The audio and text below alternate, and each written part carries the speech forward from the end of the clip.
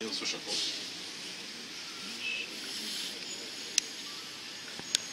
Godātais prezidenta kungs Berzina kungs, ministra kungs, Jūsu ekscelences Vēstniece kundze, dargie ebreji. Šodien, pieminot traģiskus notikumus Rīga, Eiropa, tos 10 000, kas bija nogalināti, nošauti, nodedzināti, mēs runājam un mēs domājam ne tikai par pagātni, mēs runājam un mēs domājam par tagadni un par nākotni. Diemžēl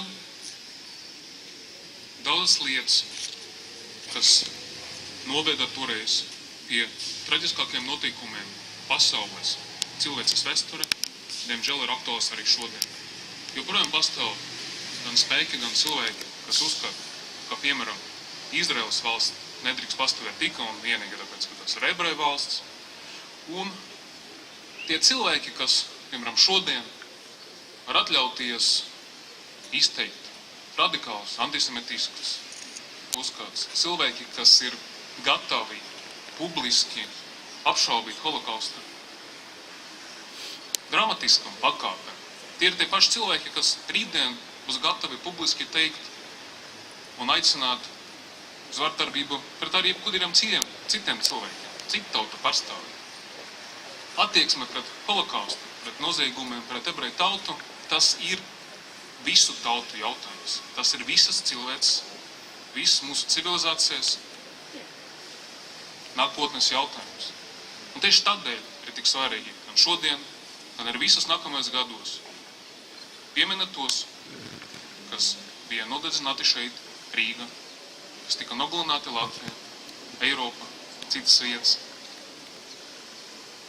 Pateikt, ka mums ir kauns par tiem cilvēkiem no Latvijas, kas piedalījās šajos noziegumus, un ka mēs lepojamies ar tiem cilvēkiem, kas palīdzēja izglābt ebrejus no tiem, kas gribēja viņus nogalināt. Tas ir svarīgi mums visiem. Visiem, kas dzīvo Latvijā, visiem, kas dzīvo Eiropā. Tas ir mūsu pienākums. Tas ir jautājums par mūsu nākotni. Un Rīgas vārdā es gribu vēlreiz pateikt, to, ka esmu jau teicis, piedodiet par to, ka toreiz Rīga kļuva iespējams tās noziegums, kas bija šeit. Paldies jums!